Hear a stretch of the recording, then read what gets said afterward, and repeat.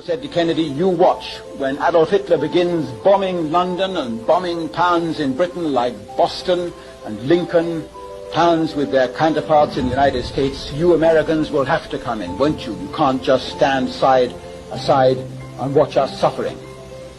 But he knew from code breaking, he knew from reading the German Air Force signals, which we had broken on May 26, 1940, that Hitler had given orders that no British town was to be bombed. London was completely embargoed. The German Air Force was allowed to bomb ports and harbours and dockyards, but not towns as such. And Churchill was greatly aggrieved by this, and he wondered how much longer Hitler could avoid carrying on war like this.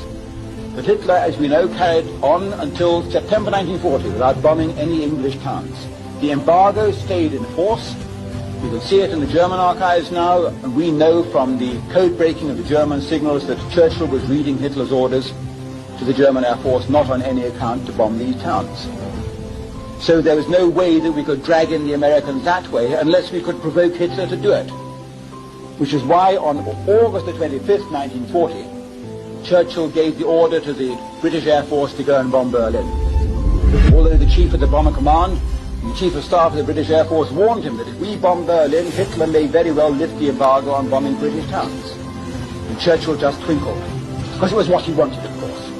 9:15 that morning, he telephoned personally the Bomber Command himself to order the bombing of Berlin, 100 bombers to go and bomb Berlin. They went out to bomb Berlin that night, and Hitler still didn't move.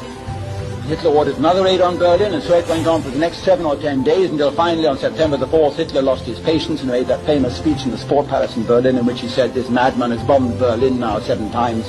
If he bombs Berlin once more, then I shall not only just attack their towns, I shall wipe them out. Ich werde ihre Städte ausradieren."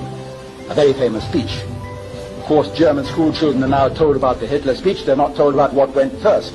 They're not told how Churchill sent out deliberately to provoke the bombing of his own capital. And on the following day, Churchill ordered Berlin bombed again. And the result was the German Air Force started bombing the docks in London, the East End of London, finally the City of London and the West End on the 6th and 7th of September 1940. And in September 1940, 7,000 Londoners were killed in the bombing as a result of Churchill's deliberate provocation. The files are there, the archives are there. No wonder Harold Macmillan didn't want my book published.